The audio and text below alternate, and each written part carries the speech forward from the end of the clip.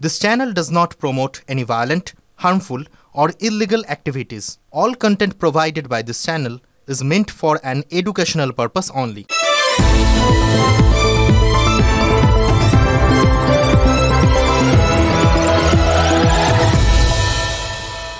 বাংলা সহ 12 রাজ্যে এসআইআর এর দিন বাড়িয়ে দিয়েছে নির্বাচন কমিশন। কিন্তু কেন বাড়ানো হয়েছে? এনুমারেশন থেকে একেবারে চূড়ান্ত তালিকা প্রকাশ যে ডেডলাইন ছিল তার থেকে 7 দিন পিছিয়ে দেওয়া হয়েছে।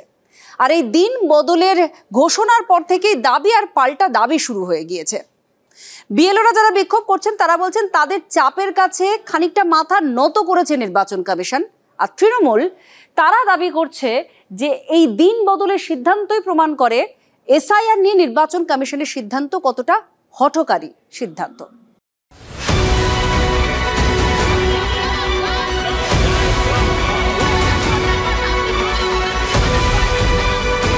বারো রাজ্য ও কেন্দ্রশাসিত অঞ্চলে এসআইআর সমীক্ষার শুরু থেকেই বিএলওদের বিক্ষোভ। কাজের মাত্রাতিরিক্ত চাপের অভিযোগ, যার জেরে বাংলা সহ কয়েকটি রাজ্যে আত্মহত্যার অভিযোগ উঠেছে। এসআইআর নিয়ে নির্বাচন কমিশনের বিরুদ্ধে তাড়াহুড়োর অভিযোগ উঠেছে সুপ্রিম কোর্টে। অবশেষে সেই চাপের মুখে এসআইআর এর সময়সীমা বাড়ানোর সিদ্ধান্ত নিয়েছে জাতীয় নির্বাচন কমিশন। এনুমারেশন ফর্ম জমা নেওয়া থেকে শুরু করে প্রতিটি পদক্ষেপেই 7 দিন করে পিছিয়ে গিয়েছে ডেডলাইন। কমিশনের নতুন বিজ্ঞপ্তি অনুযায়ী এনুমারেশন ফর্ম জমা নিয়ে আপলোড করার কাজ 11 ডিসেম্বরের মধ্যে শেষ করতে হবে। খসড়া ভোটার তালিকা প্রকাশ করা হবে 16 ডিসেম্বর। খসড়া তালিকা নিয়ে যাবতীয় অভিযোগ কমিশনে জানানো যাবে 15 জানুয়ারি পর্যন্ত। 7 ফেব্রুয়ারি পর্যন্ত চলবে শুনানি। তারপর চূড়ান্ত ভোটার তালিকা প্রকাশ করা হবে 14 ফেব্রুয়ারি। এসআইআর এর সময়সীমার মধ্যে কাজ শেষ করার চাপ নিয়ে ক্ষুব্ধ বিএলওদের একাংশ। তাঁদেরই কেউ কেউ কমিশনের দপ্তরে ধর্নাতে বসেছেন। এবারে ডেডলাইন পিছানোর সিদ্ধান্তকে তারা কমিশনের নতি স্বীকার বলেই মনে করছেন। ওনারা কিছুটা নত হয়েছেন, আমাদের কিছুটা প্রাথমিক তো জয় হয়েছে। ওনারা আজকে নত হয়েই 7 দিন বাড়াতে ওনারা বাধ্য হয়েছেন। 2 বছরের একটা প্রজেক্ট, সেই প্রজেক্টটাকে 1 মাস করুক আর 1 মাস 7 দিন করুক, আমাদের কাছে কিছুই ম্যাটার করে না। নির্বাচন কমিশনকে আমরা এটুকুই বলবো, আপনারা আরও আমাদেরকে সময় দিন। এসআইআর নিয়ে তাড়াহুড়োর অভিযোগ আগেই তুলেছেন মুখ্যমন্ত্রী মমতা বন্দ্যোপাধ্যায়। এমনকি এসআইআর স্থগিত করার দাবিতে মুখ্য নির্বাচন কমিশনার জ্ঞানেশ কুমারকে চিঠিও দিয়েছেন। এবারে হঠাৎ সময়সীমা বাড়ানোর পরই তাই কমিশনকে নিশানা করে আসরে নেমে পড়েছে তৃণমূল কংগ্রেস। হঠাৎ এই ধরনের একটা পরিবর্তন তাহলে স্বীকার হয়ে গেল, স্বীকার করা হলো যে প্রক্রিয়াটা, যে সময়সীমা বাধা হয়েছিল সেটা ঠিক নয়। এটা কি হলো তাহলে? এত 40 জনের ওপর যে মারা গেল, তার দায়টা কে নেবে? উনি 2 বছর চেয়েছিলেন, 1 সপ্তাহ বেড়েছে। এটাকে কতটা মানা ওনারা মানবেন সেটা ওনাদের ব্যাপার, আমাদের অসুবিধা নেই। আরো বাড়তে পারছে না, ইসি ঠিক করবে, অসুবিধা নেই। পিসি ঠিক করবে না, পিসির বিদায় হবে। ফর্ম ছাপা না ছাপে শুরু করে দিল। আবার তাই কীভাবে ফর্ম ফিল আপ করবে সেই ট্রেনিং দেওয়া হলো না। প্রতিদিন নিয়ম পাল্টাচ্ছে। এগুলো হচ্ছে ভাবিয়া করিও কাজ, করিয়া ভাবিও না। মানে কি ছেলে খেলা চলছে নাকি? কারণ বিজেপির টার্গেট দেওয়া মতো যে 1,20,00,000 ভোটারের নাম বাদ দিতে হবে, সেই টার্গেট আসলে ফুলফিল হয়নি। তার জন্য যাতে ভোট চুরি করার জন্য আরও সময় পাওয়া যায়, তার জন্য এই 7 দিনের এক্সটেনশন কিনা সেই বিষয়ে তো প্রশ্ন থাকবে। ডেডলাইন পিছানোর দিনই সংসদের সর্বদলীয় বৈঠকেও উঠে এসেছে SIR. SIR is a product, it's being said by everyone, by reason of the operation of the statute. If by reason of the operation of the statute so many things are discussed, why the SIR will not be discussed? Parliament नहीं चलेगा ऐसा किसी ने नहीं कहा, या चलने नहीं देंगे ऐसा भी किसी ने नहीं कहा। कुछ लोगों ने, कुछ नेताओं ने ये कहा कि एसआईआर को लेकर के सदन में हंगामा कर सकता है, ये कहा है। তবে কমিশন সূত্রে দাবি করা হয়েছে উত্তরপ্রদেশের সমীক্ষার কাজ পিছিয়ে থাকা এবং কেরল ও তামিলনাড়ুতে বন্যা পরিস্থিতি এই সিদ্ধান্তের পিছনে অন্যতম কারণ। এর মাথা ব্যথা বাড়িয়েছে কেরলের 9 ও 11 ডিসেম্বরের পঞ্চায়েত ভোট। বাংলার পাশাপাশি কেরলের আবেদনও সুপ্রিম কোর্টে পৌঁছেছে, যার পর্যবেক্ষণে প্রয়োজনে খসড়া ভোটার তালিকা প্রকাশ পিছিয়ে দেওয়ার হুঁশিয়ারিও দিয়েছে সুপ্রিম কোর্ট। সেই মামলার পরবর্তী শুনানির আগেই এসআইআর এর ডেডলাইন পিছিয়ে দিল নির্বাচন commission. Bureau report, TV9 Bangla. SIR এর কাজ খতিয়ে দেখতে রাজ্যে কমিশনে স্পেশাল 13, আর সেই অভিযান শুরু ডায়মন্ড হারবার ফলতা থেকে, যেখানে রীতিমতো এসআইআর এ কারচুপিতে অভিযোগের পাহাড়। আর এই অভিযোগ খতিয়ে দেখতে ইতিমধ্যে বিশেষ পর্যবেক্ষক সুব্রত গুপ্তর সঙ্গে পৌঁছে গিয়েছেন কমিশনের পর্যবেক্ষক IAS সি মুরুগানো। অভিষেক গড় থেকেই শুরু পর্যবেক্ষকের এসআইআর পর্যবেক্ষণ। ডায়মন্ড হারবার লোকসভার ফলতা বিধানসভা এলাকায় ভোটার তালিকায় মৃতদের নাম তুলতে চাপ দেওয়ার অভিযোগ উঠেছিল। তৃণমূলের দাপুটে নেতা জাহাঙ্গীর খানের বিরুদ্ধে কারচুপির অভিযোগ তুলে নির্বাচন কমিশনের দ্বারস্থ হয় বিজেপি। ফলতার বিডিওর বিরুদ্ধে চাঞ্চল্যকর অভিযোগ তুলেছেন শুভেন্দু অধিকারী। ফলতা, মগরাহাট, ডায়মন্ড হারবার ভালো করে ঘুরতে বলি। সবচেয়ে বেশি চুরি ওখানে। এই সানু বক্সি সাদা খাতার ভিডিও তো সব বিএলও কে ডেকে বলেছে পিএলও তে ফর্ম ফিল আপ করতে হবে না, দিয়ে যান আমরা ফর্ম। ওটিপি দিয়ে দিয়েছে আইপ্যাকের লোকেদের, কি পার পেয়ে যাবে নি, ধরা হবে। গোটা কতক চামচা ভিডিওকে ধরে ঢুকিয়ে দিলেই সোজা হয়ে যাবে। ভোটার তালিকায় কারচুপির অভিযোগ খতিয়ে দেখতে রবিবার ফলতায় পৌঁছে যান বিশেষ পর্যবেক্ষক সুব্রত গুপ্ত এবং IAS সি মুরুগান। এসআইআর নিয়ে জেলা নির্বাচনী আধিকারিকের সঙ্গে বৈঠক, তারপর রাজনৈতিক দলের প্রতিনিধিদের সঙ্গে বৈঠক করেন তারা। দেখুন, অভিযোগ তো অনেক হতে পারে, সেগুলো পরীক্ষা করে দেখতে হবে কি আছে। যে আমরা তো ডেটাবেসের মধ্যে ঢুকে তারপর ফিজিক্যাল ভেরিফিকেশন এগুলো যখন হবে তখন সেগুলো বোঝা যাবে। বিভিন্ন জায়গায় বিভিন্নভাবে হবে, সফটওয়্যারের সাহায্য নেওয়া হবে। প্যাটার্নাল এবং প্যাটার্নালের ক্ষেত্রে যে দাদু দিদা বা ঠাকুমা ঠাকুরদার নাম এন্ট্রি করতে বলা হয়েছে, সেখানে হয়তো আমরা দেখতে পাচ্ছি যে রোলে তার নাম সত্যি রয়েছে, কিন্তু যখন ম্যাপ করতে যাচ্ছে পোর্টালে আসছে না। তো সেগুলো আমরা জানিয়েছি, ওগুলো টেক আপ হবে এবং বললো যে যেটা জানানো হয়েছে যে কিছুদিনের মধ্যেই এই সমস্যাটার সমাধান হবে এবং সেগুলো এডিট অপশানে থাকবে, এডিট অপশান থেকে তারা মার্ক করতে পারবেন। তার ফলে কোনো ভোটারই কিন্তু সমস্যায় পড়বেন না। যদিও তৃণমূল নেতা জাহাঙ্গীর খান কারচুপির অভিযোগের নেপথ্যে বিজেপির চক্রান্ত দেখছেন। তাই বিজেপি যা কাজ করছে প্রত্যেকটা কাজ হচ্ছে বাংলা বিরোধী এবং বাংলার সাধারণ মানুষের বিরুদ্ধে কাজ করছেন। এনআরসিও করেছিল, সিএ করেছিল, নোট কেলেঙ্কারি করেছিল, আজকে এসআইআরও করছে। ঠিক আছে, এসআইআর যেটা নিয়ম ইলেকশন কমিশন সেই নিয়ম অনুযায়ী কাজ করবেন, এটা আমরা বিশ্বাস রাখি, আইন ধরে কাজ হবে। কিন্তু আপনাদের কথায় একটাই মাথায় রাখতে হবে যে আজকের বছরে 365 দিন বিজেপিকে আমরা দেখিনি। 2024 ইলেকশনের আগে কত বড় বড় কথা বলেছে। সব মিলিয়ে রাজ্যে এসআইআরকে ঘিরে রাজনৈতিক জলঘোলা চলছে। এবার তার অন্যতম কেন্দ্রবিন্দু দক্ষিণ 24 পরগনার ফলতা। সুপ্রিয় গুহ ও শুভেন্দু হালদারের রিপোর্ট, TV9 বাংলা। রাজ্য সরকারের বিরুদ্ধে বিএলও ইআরওদের বর্ধিত ভাতা আটকে রাখার অভিযোগ, আর তা নিয়েই এবার সরগরম বঙ্গ রাজনীতি। একযোগে বিজেপি এবং নির্বাচন কমিশনকে এই নিয়ে আক্রমণ করেছেন তৃণমূল কংগ্রেসের সর্বভারতীয় সাধারণ সম্পাদক অভিষেক বন্দ্যোপাধ্যায়। পাল্টা জবাব দিয়েছে বিজেপিও। বিএলওদের ভাতা বাড়ানোর নির্দেশ দিয়েছিল নির্বাচন কমিশন, কিন্তু অভিযোগ বর্ধিত ভাতা আটকে রেখেছে রাজ্য সরকার। 2রা আগস্ট প্রেস বিজ্ঞপ্তিতে নির্বাচন কমিশনের তরফে জানানো হয় বিএলওদের ভাতা 6,000 টাকা থেকে বাড়িয়ে 12,000 টাকা ও বিএলও সুপারভাইজারদের ভাতা 12,000 থেকে বাড়িয়ে 18,000 করা হচ্ছে। এইআরও এবং ইআরওদের সাম্মানিক ভাতা দেওয়ার কথাও জানানো হয়। এই প্রেক্ষাপটে শুক্রবার নির্বাচন কমিশনে যায় তৃণমূলের প্রতিনিধি দল। সূত্রের খবর, সেখানেই তৃণমূলের প্রতিনিধি দলের সামনে এই অভিযোগ তোলে নির্বাচন কমিশন। আর এ নিয়ে পাল্টা বিজেপি ও নির্বাচন কমিশনকে নিশানা করেছেন অভিষেক বন্দ্যোপাধ্যায়। সোশ্যাল মিডিয়ায় তৃণমূলের সর্বভারতীয় সাধারণ সম্পাদক লিখেছেন, যখন বিজেপির প্রচার ব্যবস্থা 4 মাসের পুরনো নির্দেশিকা পুনর্ব্যবহারের মাধ্যমে ভুয়ো উত্তেজনা তৈরি করতে ও নির্বাচন কমিশনকে গৌরবান্বিত করতে চায়, তখন একটা সত্য স্পষ্ট হয়ে যাচ্ছে। মিস্টার এসআইআর এর কৌশল শুধু ব্যর্থই হয়নি, জনসমক্ষে তা ভেঙে পড়েছে। তাদের হাতে থাকা সমস্ত হাতিয়ার কেন্দ্রীয় সরকারের machinery, EC, ED, CBI, IT, কেন্দ্রীয় বাহিনী, এমনকি বিচার ব্যবস্থার একাংশকে ব্যবহার করার পরও বিজেপি জানে বাংলা তাদের ফের হারাবে। তৃণমূল 2021-এর থেকেও বেশি জনসমর্থন নিয়ে ফিরবে। নির্বাচন কমিশনকে আগে জিজ্ঞাসা করতে বলুন, যখন রাজ্যের ন্যায্য প্রাপ্য বরাদ্দ কেন্দ্র আটকে রাখে তখন সেই নিয়ে নির্বাচন কমিশন কি নাক গলিয়েছে? তাহলে হঠাৎ করে 4 মাস আগের পুরনো নোটিশ এখন সামনে আনার অর্থ কী? যখন বুঝতে পারছি এসআইআরের মাধ্যমে ভোট চুরি করতে গিয়েছিল, সেই ভোট চুরি করতে পারেনি, তৃণমূল কংগ্রেসের বিএলএ-2রা আটকে দিয়েছে, তখন এই নোটিশটাকে সামনে আনার অর্থই হচ্ছে কার্যত জলটাকে ঘুলিয়ে দেওয়া। পাল্টা তৃণমূলকে আক্রমণ শানিয়েছে বিজেপি। দম থাকলে সত্যি কথা বলুন, বিএলওদেরকে যে 18,000 টাকা করে দেওয়ার কথা নির্বাচন কমিশন বলেছিল, সেটা তৃণমূল কংগ্রেস এই সরকার দিয়েছে কি দেয়নি? হ্যাঁ নাতে উত্তর, সাদা আর কালো তো, এখানে তো ভেগ জায়গা নেই। ভেগ কথা বলছেন কেন?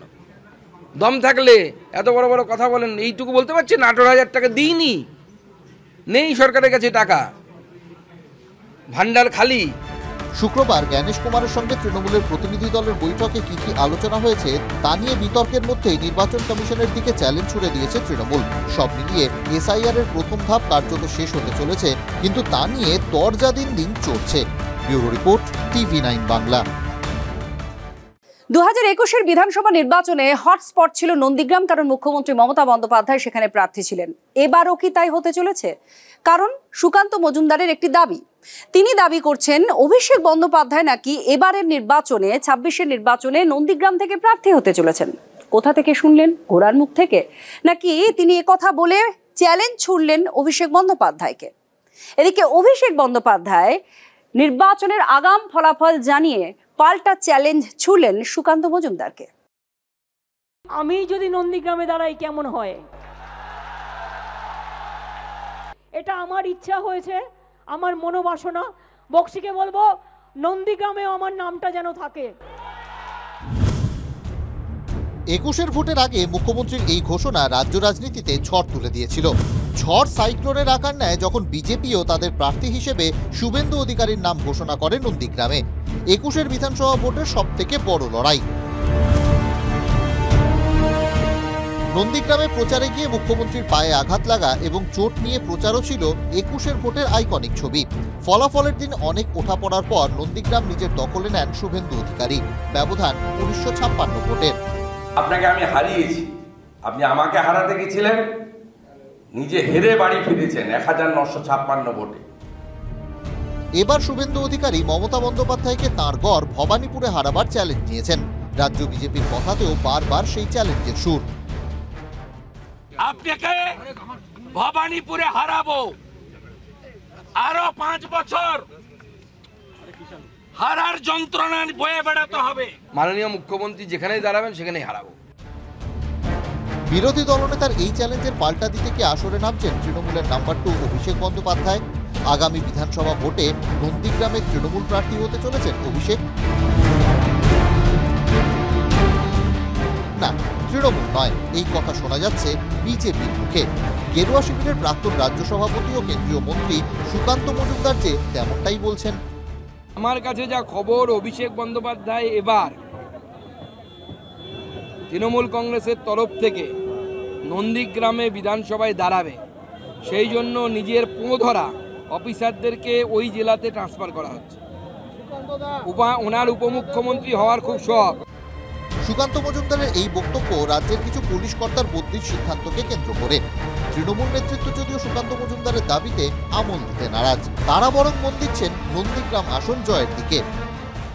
এবার শুভেন্দু অধিকারীর সামনে সত্যিকারের চ্যালেঞ্জ, ওখানে অভিষেক ব্যানার্জি, মমতা ব্যানার্জি অব্দিও লাগবে না, একটা বুথ স্তরের কর্মীকেও যদি তৃণমূল কংগ্রেস দাঁড় করায়, তাহলে নন্দীগ্রামের বুকে এবার শুভেন্দু অধিকারী পরাজয় নিশ্চিত। কিন্তু হ্যাঁ, বিজেপির শীর্ষ নেতৃত্ব চাইছেন যাতে শুভেন্দু অধিকারী পরাজয়টা আরও বেশি সুনিশ্চিত হয়, তাই জন্য তারাই আপ্রাণভাবে আবেদন জানাচ্ছেন যাতে দলের শীর্ষ নেতৃত্ব শুভেন্দুর বিরুদ্ধে প্রার্থী হয়। 21-এর ভোটে নন্দীগ্রাম আসন থেকে 1956 ভোটে জেতার পর 24-এর লোকসভায় বিজেপি লিড পেয়েছে 8000-এর বেশি। এবার 26-এর বিধানসভার লড়াই। নন্দীগ্রাম কি আবার হটস্পট, আবার হেভিওয়েট লড়াই? Bureau report, TV9 Bangla. কথায় বলে নামে কি আসে যায়, কর্মই শেষ কথা। কিন্তু এসআইআর এর ক্ষেত্রে বিষয়টা একেবারে অন্যরকম। এমন সব পেশার নাম লিখছেন যার জন্য ভোটার তালিকায় সেই ভোটারের নামের পাশে পড়ছে লাল কালি। আর শুধু তাই কি, বাবা মা খুঁজতে কখনো কেউ কাগজে বাবা মা হয়ে যাচ্ছেন, কখনো বা নিজের আত্মীয়দের কেউ সাজিয়ে আনছেন বাবা মা করে। সেই কবে থেকে রাজ্য রাজনীতির হটস্পট নন্দীগ্রাম। স্যারের ক্লাসে নন্দীগ্রামের নাম থাকবে না সেটা হয় নাকি? বাবা বিতর্কে নন্দীগ্রামে তরজা। নন্দীগ্রামের দাউদপুর ও কেন্দামারি দুটি পঞ্চায়েত এলাকার ভোটার শেখ জুলফিকার। কি ভাবছেন ডবল এন্ট্রি? খেলা তো এখানেই শেষ নয়, আরো আছে। কারণ দুই পঞ্চায়েতে জুলফিকার বাবা সাজিয়েছেন দুজনকে। এক জায়গায় শ্বশুর হলেন বাবা, আরেক জায়গায় কাকা হয়েছেন বাবা। নয়নানে যে আমার নাম আছে আমি জানতাম না। এখন এসআইআরের পরে যখন আমার ওখান থেকে যখন খবর পাই যে এখানেও আমার ফর্ম এসছে, ওখানেও ফর্ম আছে, আমি যেহেতু সেখানে আমার বাসস্থান, বাবার নামে সমস্ত সেখানে সব কিছু, সেই জন্য সেখানে আমি ফর্ম পূরণ করেছি। আমি গিয়ে বিডিও সাহেবের কাছে সমস্ত ডকুমেন্টস দিয়ে এখানে ডিনাই করে দিয়েছি এখানে কারো ফর্মটাকে। মুখে বলছেন বাবার নামে পরিচয়ের কথা, কিন্তু বাবা যে বলছেন তিনি বাবা নন। সম্পত্তি হাতাতে বাবা বদল। ওর তো নিজস্ব বাবা আছে, তার নাম শেখ মনিরুল ইসলাম। তো তাকে বাদ দিয়ে আমাকে বাবা কেন করলো? তাহলে ওর একমাত্র উদ্দেশ্য হচ্ছে আমার সম্পত্তি হাতিয়ে নেওয়ার। গড়বিলটা ধরেছিলেন বিজেপির বিএলএ, আর তাই নিয়ে শাসক বিরোধী তরজা তুঙ্গে উঠেছে। সরকারি বিএলওকে জানালাম, জানার পরে উনি কর্ণপাত করলেন না। শাসক দলের মদতে উনি কি করলেন, তার ফর্মটা ডাউনলোড করেছেন। পুরো একবারে শাসক দল তৃণমূল কংগ্রেসের সঙ্গে লিপ্ত হয়ে একবারে ভুয়ো ভোটার রাখার জন্য উনি উঠে পড়ে লেগেছেন। যদি কোনো ভুল কিংবা বিভ্রান্তি হয়ে থাকে, যদি কোনো ত্রুটি ধরা পড়ে, তার দায় হচ্ছে কেন্দ্রীয় নির্বাচন কমিশনের। নন্দীগ্রাম থেকে এবার যাওয়া যাক উত্তর 24 পরগনার বাগদায়। নিয়োগ দুর্নীতি কাণ্ডে বাগদা উত্তাল হয়েছিল শতরঞ্জনের নামে। এসআইআর এর এক রঞ্জনের কাণ্ড। দুই ভাইকে নিয়ে অন্য পাড়ার এক বৃদ্ধ দম্পতির নাম বাবা মা হিসেবে ব্যবহার করেছে রঞ্জন বিশ্বাস। বৃদ্ধ হরষিত বিশ্বাস নিজেই এলেন অভিযোগ জানাতে। আমার বাবা আর আমার স্ত্রী মা। হ্যাঁ, এটা কি আপনার ছেলে? না, কিন্তু আমি কিছু জানি না। রাজনীতি এখানেও গরম। যে তিন ভাই এই কাণ্ড করেছে তারা আপাতত বেপাত্তা। তারা কি বাংলাদেশি? অভিযোগ পেয়ে ব্যবস্থা নেওয়ার আশ্বাস বিএলও সুপারভাইজারের। বাগদার তিন ভাই বেপাত্তা, কিন্তু তারকেশ্বরে তো আবার গোটা পাড়াই বেপাত্তা। তারকেশ্বরের চাপাডাঙ্গা এলাকার এই বাড়িটা কয়েকদিন আগেও গমগম করত, কিন্তু স্যার পথে নামতেই কেমন যেন ফাঁকা ফাঁকা, সবাই উধাও। সমাজ মাধ্যমে এই বাড়ির ছবি দিয়ে বিজেপির অভিযোগ এই বাড়িতে বাংলাদেশিদের বাস ছিল। আমি পুলিশ প্রশাসন এবং ভিডিও সর্বস্তরকে আমি এইটাই বলতে চাইছি, আপনারা চাপাডাঙ্গা এলাকা তল্লাশি করুন, অবিলম্বে তদন্ত হওয়া দরকার। কিন্তু বাড়ির মালিক বলছেন তার বাড়ি 1 বছর ধরে ফাঁকা, কেউ থাকতো না। মিথ্যা প্রচারের দাবি স্থানীয় তৃণমূলেরও। ঘর বন্ধ পড়ে আছে। কতদিন ধরে ফাঁকা অবস্থায়? 1 বছর হবে পড়ে আছে। 1 বছর কেউ থাকে না। আমার দেখুন, আপনি দেখিয়ে দিন, 1 বছর হবে পড়ে আছে, ভিতরে জঞ্জাল হয়ে পড়ে আছে। অযথা শান্ত এলাকাকে অশান্তি করার চেষ্টা করছে বিজেপি। আর আমি বলবো গণেশ চক্রবর্তীকে প্রমাণ দিতে এই এলাকায় বাংলাদেশি কারা আছে, এবং যদি প্রমাণ না দেয় তাহলে আমি বলবো যে আপনাকে ক্ষমা চাইতে হবে। নির্বাচন কমিশনের নির্দেশে এসআইআর এর সময়সীমা আরো 7 দিন বেড়েছে। প্রশ্ন, কাগুজে বাবা মা বা ফাঁকা বাড়ির সংখ্যা কি আরো বাড়বে? Bureau report, TV nine Bangla. যিনি বাংলাদেশি তিনিই ভারতীয়। এসআইআর শুরু হতে এই ডাবল রোলের এই বাস্তুঘুঘুরা সামনে আসতে শুরু করেছে। কোথাও তার নাম লিটন, কোথাও তার নাম সত্তার। সে নাম যাই হোক না কেন, এদের জন্যই ভারতীয় নাগরিকদের দেওয়ালে পিঠ থেকে গেছে। যখন যেখানে আমি অবস্থান করব, সে দেশের যদি নাগরিকত্ব চাই, সে দেশ যদি সম্মতি দেয়, অবশ্যই পাবো। এই যে মামার বাড়ির আবদার, যে দেশে থাকতে ইচ্ছে করবে সেখানে বাড়ি বানাবো। বাংলাদেশেও আছে, বাংলাতেও। এসআইআর চালিয়ে খেলতেই এমনই সব বক ধার্মিকের টপ খোঁজ মিলছে। এই যেমন লিটন দাস, আগ মার্কা বাংলাদেশি। জগদ্দলের মামুদপুর পঞ্চায়েত এলাকায় যেমন লিটনের ঘর, তেমন বাংলাদেশের খুলনাতেও আছে বাড়ি। বাংলাদেশের ভোটার তালিকাতেও আছে নাম, আবার ভারতেও। 2019 থেকে টানা ভোটও দিয়ে আসছে এই বাংলাদেশি। দুশ্চিন্তার বিষয় হলো, এত কিছুর পরও বাড়ি শুদ্ধ এসআইআর এ ফর্ম ফিল আপ করে ফেলেছে এই বাংলাদেশি। তাহলে কারা তাকে সাহায্য করলো? এসআইআর এ তাদের নাম উঠে গেল। বিএলও যে ছিলেন বা বিএলএ যারা ছিলেন, তারা কি দায়িত্ব পালন করলেন? এলাকার লোকজন বলছেন, রাজমিস্ত্রির জোগাড়ের কাজ করতে করতে অনেক কিছুই জোগাড় ম্যানেজ করে ফেলেছে লিটন। এসছি আমি অন্যভাবে এসছি। অন্যভাবে বলেন না, খুলে বলেন না। সবাই যেভাবে আসে, লিটনকে চেপে ধরতে এপারে আসার ফর্মুলা বাতলে দিয়েছে। আর সেই ছকের ধাক্কায় মামুদপুরের সুভাষপল্লীর নাম পাল্টে বাংলাদেশি পাড়া বললে যে ভুল হয় না। সুভাষপল্লীতে 50% বাংলাদেশি লোক আছে এখানে। 2002 এর পরে এরকম পাবেন অনেকে। জগদ্দলের সুভাষপল্লীর অর্ধেকই নাকি বাংলাদেশি। একই অঙ্গে এমন অজস্র রূপের হদিশ আরও আছে উত্তর 24 পরগনায়। এপারে এসে নথির জন্য অনুপ্রবেশকারীদের প্রথম কাজ বাবা খোঁজা। আর বাংলাদেশ লাগোয়া টাকিতে বাবা সাজিয়ে নথি তৈরি 2 বাংলাদেশের। কেউ বাবা হিসেবে প্রক্সি দিয়েছেন কাকা, কেউ প্রতিবেশীকে। বিএলও কি বলছে? বিএলও কি বলবে, আমরা তো জমা দিয়েছি। 2002 সালের লিস্টে নাম আছে না, ওই বাইরে কাটে গেছিলাম বলে তো হয়নি। তৃণমূল পরিচালিত টাকি পুরসভার 274 নম্বর বুথে বাড়ি রফিউল মণ্ডল ও আব্দুল সত্তার মণ্ডলের। কিভাবে তারা নাম ভারিয়ে কারসাজি চালানো? দুই ফুল একে অপরের দিকে আঙুল তুলেছে।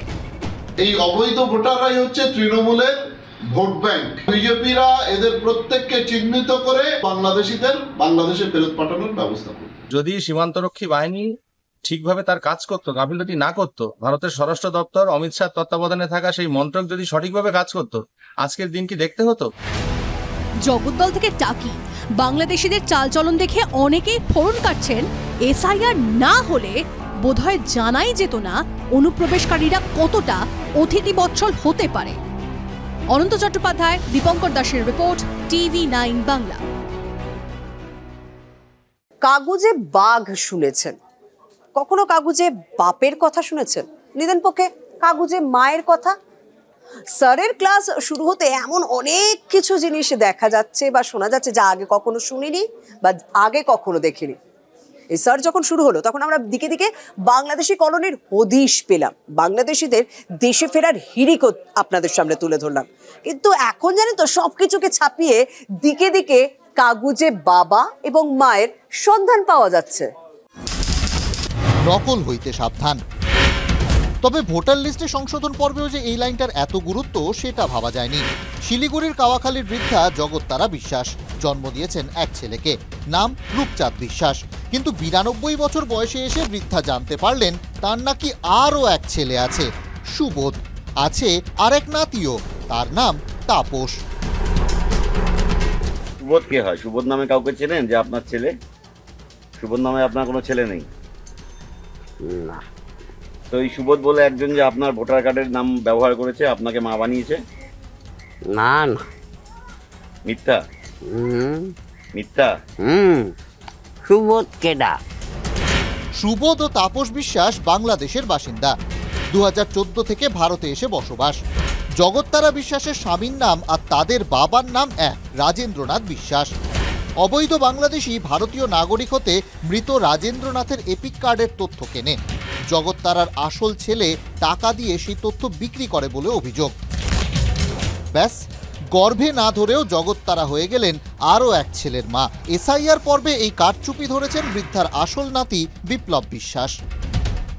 আপনারা বিডিওর কাছে গেছিলেন? গেছি, কমপ্লেন জানিয়েছি। বলছে 7 নম্বর প্রোগ্রামে যখন আসবে তখন লিখে জমা দিতে হবে। বাবা টাকা নিয়ে কারচুপিতে সাহায্য করেছে, ছেলে সেটা সামনে নিয়ে এসেছে। আর সুবোধ বালকের মতো নকল ছেলে সুবোধ বিশ্বাস মেনে নিচ্ছেন নিজের অপরাধের কথা। তার ছেলে তাপসও কাগজে কলমে ঠাকুমা বানিয়েছেন জগত্তারাকে। মা তো নন। না মা। উনার যে হাজবেন্ড, স্বামী, সে তো আপনার বাবা নন। না, ওই নামে নামে বাবা, নামে নামে মিলে গেছিল। মানে এখানে এসে পড়াশোনা করছি, স্কুল সার্টিফিকেট সবই আছে আমার। বাংলাদেশের বাড়ি ছিল গোপালগঞ্জ ডিস্ট্রিক্ট। উত্তরের কাওয়াখালী থেকে এবার কাট্টু উত্তর 24 পরগনার বসিরহাট। কাগজে কলমে তার যে ছেলে আছে সেটা জানেনই না জিয়াদ আলী দফাদার। বছর 4 আগে জিয়াদ আলী টের পেলেন ভোটার লিস্টে তাকে বাবা বানিয়ে নাম তুলেছে বাংলাদেশি মাহবুব দফাদার। সব ধরনের সরকারি নথিতে বাবা বানানো হয়েছে জিয়াদ আলীকে, আবাসের বাড়িও মিলেছে। আমি আমার ওই যেন ওই ছেলেটাকে বিদায় হোক, বাংলাদেশে হোক, ও তো একটা উগ্রপন্থীও হতে পারে। আমি কেন ওকে ছেলে বানাবো? সব কিছু ওই পার্টির তরফের থেকে করেছে। পার্টি বানানা খাবে, ও চালানা খাবে। ব্লক অফিস থেকে থানা একাধিক অভিযোগ করেছেন, কাজ হয়নি। এবার এসআইআর শুরু হতেই আর সুযোগ হাতছাড়া করতে চাননি জিয়াদ আলী। অভিযুক্ত বাংলাদেশি মাহবুব তামিলনাড়ুতে গিয়ে কাজ করেছে, এখন তার স্ত্রী বলছে ভুল হয়ে গেছে। ভোটার কার্ড বানিয়েছে, সেখানে তো জিয়াদ আলী দফাদারকে বাবা বানিয়েছে। হ্যাঁ, তাহলে এটা তো অন্যায়। তো তখন হচ্ছে তোমার বুঝতে পারিনি, করে ফেলেছিলাম। ভুল না কারচুপি? রাজ্যের ভোটার লিস্টে এমন কাগুজে বাবা মা আর কত আছে? এসআইআর পর্বে একের পর এক ঘটনা যেন চিৎকার করে বলছে নকল হইতে সাবধান। প্রসেনজিৎ চৌধুরী ও দীপঙ্কর দাসের রিপোর্ট, TV9 বাংলা।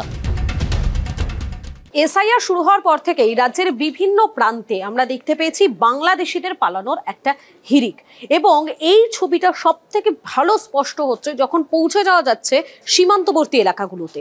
ঠিক তেমনি স্বরূপনগরের সীমান্ত, সেখানকার কি ছবি দেখুন।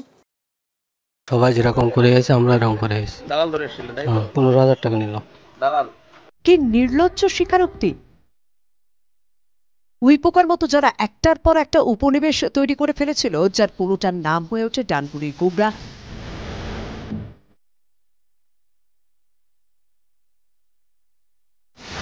পুরোটা নিউটাউনের খালপাট।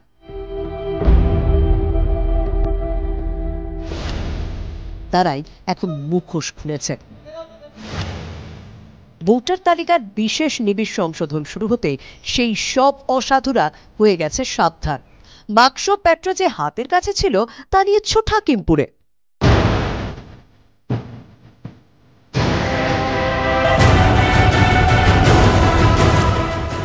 ভারত বাংলাদেশ সীমান্তের আগে শেষ চেকপোস্ট।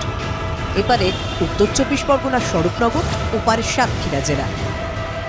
ওপার বাংলায় ফেরার জন্য কত ব্যস্ততা, যারা ঢাক পিটিয়ে বলছে অনুপ্রবেশকারী। কোথায় থাকতেন? ডানকুনি। এখানে কিভাবে এসেছিলেন? চোরার মতো এসেছিলাম। আধার কার্ড, প্যান কার্ড কিচ্ছু নেই।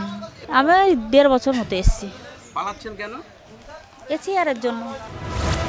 এপার বাংলার ভাতে ভাগ বসাতে কেউ দালালের হাতে গুঁজে দিয়েছিল হাজার হাজার টাকা, কেউ সাঁতরে নদী পার হয়ে এসেছে। এসআইআর নামতেই সেই অনুপ্রবেশকারীরা উল্টো সাঁতার কাটছে। পুলিশ সূত্রে খবর, এসআইআর শুরু হওয়ার পর হাকিমপুর চেকপোস্ট থেকে 2000-এরও বেশি অনুপ্রবেশকারী ওপারে ফিরেছে। কোথায় যাচ্ছেন? বাগেরহাট বাপের বাড়ি যাচ্ছি। কেন চলে যাচ্ছেন কেন? এই যে এই সমস্ত বেরোইছে, আবুর বাড়িতে কাপড় কাচতাম, ঘর মুছতাম, ওটা দিয়ে রাত্রে দালাল পার করে দিছে। কত টাকা নিয়েছিল? 5-6 হাজার টাকা নিয়েছিল। বাংলাদেশিদের ওপারে ফেরাতে রয়েছে বেশ কিছু নিয়ম। স্বরাষ্ট্র মন্ত্রক স্পষ্ট করে দিয়েছে, ধৃত অনুপ্রবেশকারীর আঙুলের ছাপ ও ছবি তুলে রাখতে হবে। জেনে নিতে হবে ধৃতের পরিচয় ও ঠিকানা, এবং যাবতীয় তথ্য আপলোড করতে হবে স্বরাষ্ট্র মন্ত্রকের নির্দিষ্ট পোর্টালে, যাতে আবার কোনোদিন এই দেশে ঢোকার চেষ্টা করলে শুরুতেই দরজাতে আটকে যায় খুনপোকারা। 71-এ শরণার্থী স্রোত দেখেছে স্বরূপনগর। মাঝে মধ্যে অনুপ্রবেশকারীদের ঢুকে পড়াও দেখেছে সীমান্তবর্তী জনপদ। এবার দেখছে উল্টো স্রোত, তবে সেই ভিড় আস্তে আস্তে পাতলা হচ্ছে। দীপঙ্কর দাসের রিপোর্ট, TV9 বাংলা। গুজরাতের নেতারা কীর্তি করে চলে যাবেন আর বাংলার নেতারা তা বসে বসে দেখবেন, তা হয় নাকি? জয়নগরের তৃণমূল নেতা বাবু গাজী তিনি দেখিয়ে দিয়েছেন যে দাবাং হওয়া কাকে বলে।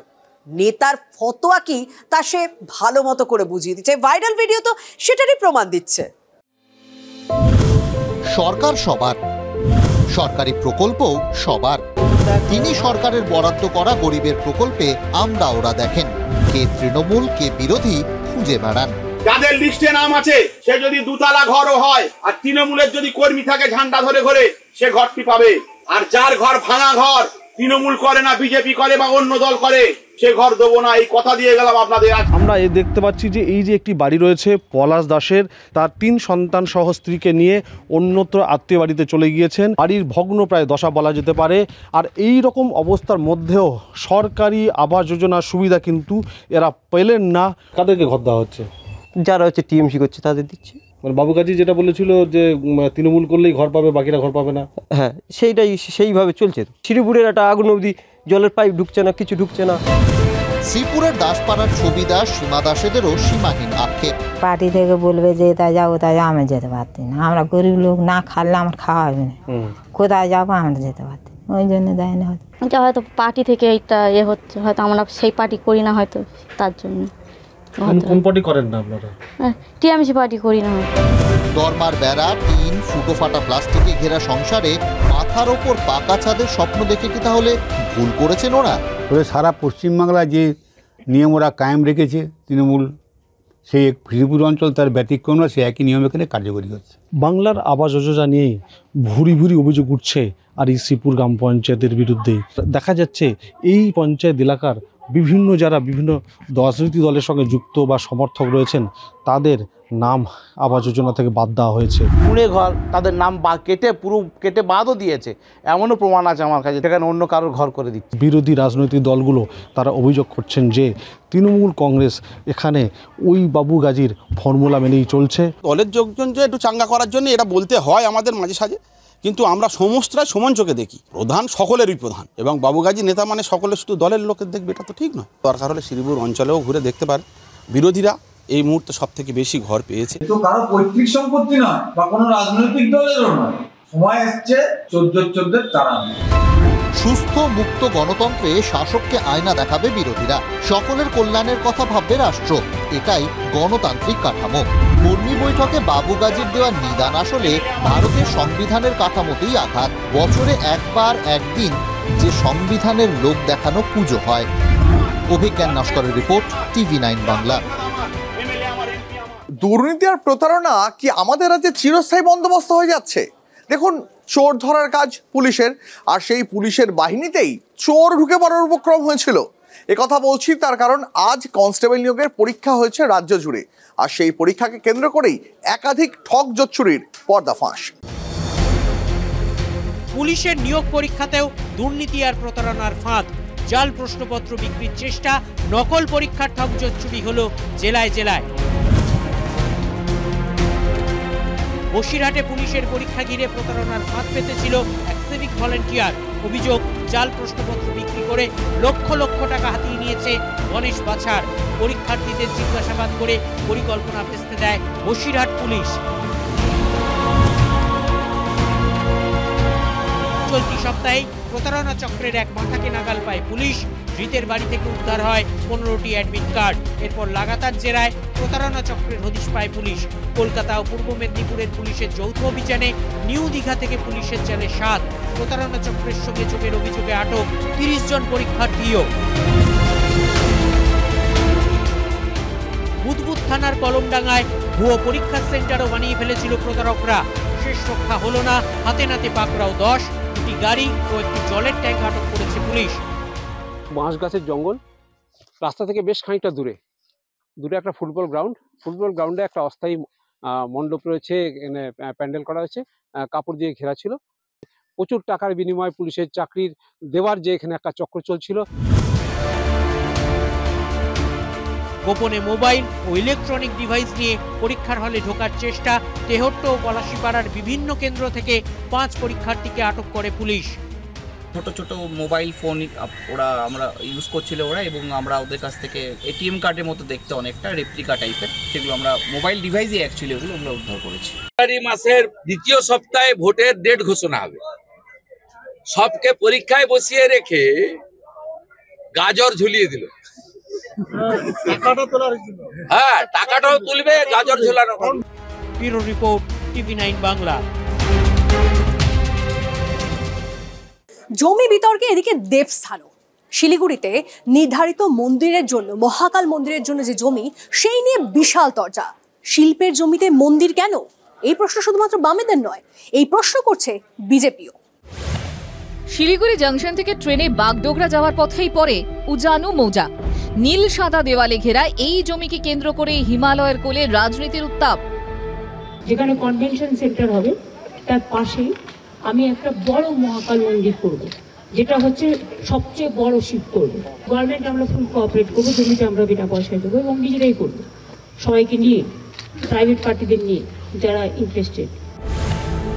গত মাসে উত্তরবঙ্গ সফরে গিয়ে শিলিগুড়িতে বড় মহাকাল মন্দির তৈরির কথা ঘোষণা করেছিলেন মুখ্যমন্ত্রী মমতা বন্দ্যোপাধ্যায়। গত 1 মাসে কাজ অনেকটাই এগিয়ে গিয়েছে। মন্দিরের জন্য জমিও ঠিক হয়ে গেছে, কিন্তু জমি নিয়েই যে বিতর্কের জট। বিরোধীদের অভিযোগ, শিল্পের জন্য বরাদ্দ জমিতে মন্দির হচ্ছে। 700 কোটি টাকার জমি দান 1 টাকায়। বামেদের অভিযোগ, রাজ্যে যখন বেকারত্ব বাড়ছে তখন শিল্পায়ন নাকি মন্দির, কোনটা অগ্রাধিকার পাওয়া উচিত? এইটা কি আমাদের কাছে প্রায়োরিটি? আমাদের কাছে প্রায়োরিটি তো কর্মসংস্থান হবে, স্বাস্থ্য কেন্দ্র হবে, শিক্ষা হবে, পরিকাঠামো হবে, এইগুলো হচ্ছে আমাদের অগ্রাধিকার হবে। শুধু সিপিএম নয়, জমি বিতর্কে রাজ্যকে নিশানা করছে বিজেপিও। মন্দির নিয়ে তাদের কোনো আপত্তি নেই। গেরুয়া শিবিরের প্রশ্ন মন্দিরের জমি নিয়ে। উত্তরবঙ্গের শিল্পনগরী করা দরকার, উত্তরবঙ্গের শিল্প চাই। শিল্প করতে গেলে যে জমি দরকার, সেটা মন্দির করে জমিগুলো নষ্ট না করা। আর পাহাড়ে মহাকালের সঙ্গে প্লেনের আবার মহাকাল কেন? মহাকালের মধ্যে কি বাংলা পাহাড়ে আলাদা আর শিলিগুড়ি আলাদা হবে নাকি? শিল্পই তো নেই, তো ভগবান ভরসা, সেই জন্য মন্দির তৈরি হচ্ছে, কোথাও মসজিদ তৈরি হচ্ছে, কোথাও বাবরি মসজিদ তৈরি হচ্ছে, এই হচ্ছে পশ্চিমবঙ্গে। শিলিগুড়ি জলপাইগুড়ি উন্নয়ন পর্ষদ মহাকাল মন্দির ট্রাস্টকে এই জমি দিয়েছে 1 টাকার বিনিময়। বিরোধীদের প্রশ্ন, শিল্পের জমিতে মন্দির কেন? পাল্টা তৃণমূলের দাবি, পর্যটন শিল্পের কথা কেন ভাবছেন না বিরোধীরা? এটা যেটা মন্দির হচ্ছে সেটা একটা ট্যুরিজমকে ডেভেলপ করার জন্য, উত্তরবঙ্গ ট্যুরিজমের জায়গা, পর্যটনের বিকাশ হবে, একটা শিল্পের মধ্যে পড়ে এবং তার সাথে উন্নয়ন এবং কর্মসংস্থান যুক্ত। শাসক দল আশায় মহাকাল মন্দির পর্যটন শিল্পের দরজা খুলবে, কিন্তু বিরোধীদের প্রশ্নে আপাতত খুলেছে বিতর্কের দরজা। হালকা শীতের আমেজেই কাঞ্চনজঙ্ঘার দুয়ারে এখন জমছে জমির জট, বইছে জল্পনার উত্তুরে হাওয়া। শিলিগুড়ি থেকে প্রসেনজিৎ চৌধুরীর রিপোর্ট, TV9 বাংলা। রাজা আসে রাজা যায়, পোশাকের রং বদলায় শুধু, জানেন তো, কিন্তু দিন সেটা বদলায় না। কারণ এই বাগমুন্ডের মুকরুবা বলে এক আদিবাসী গ্রামের কথা আজ আপনাদেরকে বলবো। সেখানে আজাদির 75 বছর পেরিয়ে যাওয়ার পরও 7 কিলোমিটার পাড়ি দিতে হয় পড়ুয়াদের, ছোট ছোট পড়ুয়াদের, শুধুমাত্র স্কুলে যাওয়ার উদ্দেশ্যে। আদিবাসী বাসিন্দার দান করা জমিতেই তৈরি হয়েছিল স্কুল। বছর 5 খোলাও ছিল, কিন্তু এখন সেই স্কুলের কোনো সুফল পায় না পুরুলিয়ার বাঘমুন্ডির আদিবাসী গ্রাম মুকরুব। লকডাউনের সময় বন্ধ হওয়া স্কুল আজও বন্ধই রয়ে গিয়েছে। যে পরিবার স্কুলের জন্য জমি দিয়েছিল তারাই স্কুলের দেখভাল করেন। তারাই জানালেন বন্ধ স্কুলই হয়ে উঠেছে অসামাজিক কাজকর্মের আখড়া।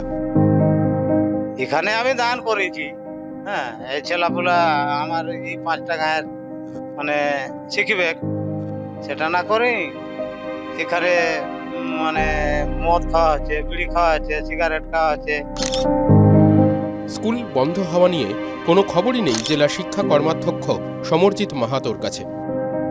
এই খবর আমার কাছে আপাতত নেই, খবর নিয়ে দেখবো ব্যাপারটা কি। ওখানে এই ব্যাপারে তো আপনারা জানতে পারবেন, লোকাল এমএলএর কাছ থেকে যোগাযোগ করুন, সেখান থেকে খবরটা পাবেন। আমরা জানি না, না আমার সব জিনিসই জানা নাই, সব জিনিস জানা সম্ভব নয়, আমার কাছে খবর নেই, খবর নিয়ে দেখবো। 2014 তৈরি হয়েছিল মুকরুব জুনিয়র হাই স্কুল। সর্বশিক্ষা মিশনের 14 লক্ষ টাকায় তৈরি হয় 3টে ক্লাস ঘর। আশেপাশের গ্রামের ছেলেমেয়েরা পড়তে আসত সেখানে।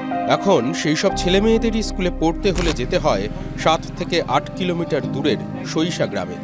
গ্রামবাসীদের দাবি, স্কুল বন্ধের কারণ শিক্ষক না থাকা।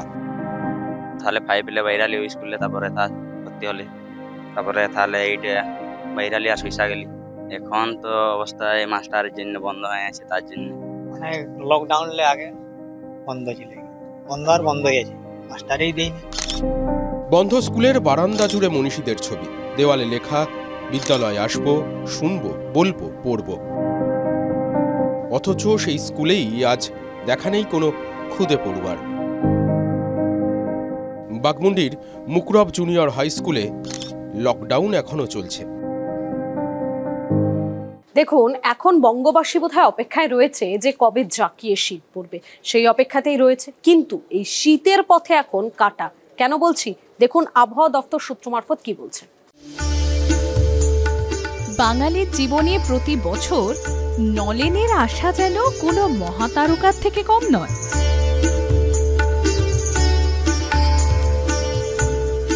কুয়াশা ঘেরা সকালে যখন ঢেকে যায় মাঠঘাট রাস্তা, আর ঠিক তখনই কুয়াশার বুক চিরে মাটির কলসিতে আগমন তার। কালী পুজো শেষ হতে না হতে কাক ঘুরে ঠান্ডায় রস সংগ্রহে বেরিয়ে পড়ে শিউলিরা। খেজুর গাছের এলোমেলো গা বেয়ে উঠে পড়েন একেবারে মাথায়। সেখানে নানা কারিকুরি করে বেঁধে দিয়ে আসে কলসি। তার মধ্যেই একটু একটু করে জমা হয় খেজুরের রস। আর এই খেজুর গাছের রস জাল দিয়ে তৈরি হয় খেজুর গুড়, ঝোলা গুড়, পাটালি। আর তা যদি পায়েস, সন্দেশ, কাঁচা গোল্লা বা রসগোল্লাতে পড়ে, তাহলে তো অমৃত।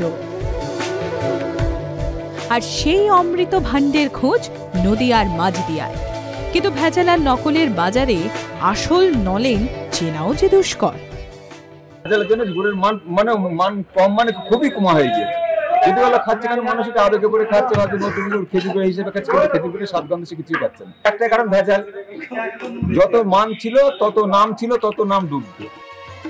আসল গুড় চিনতে নাকি তরল ভেদ করে অভিযান চালাতে হয় নিচের জমে যাওয়া গুড়ে।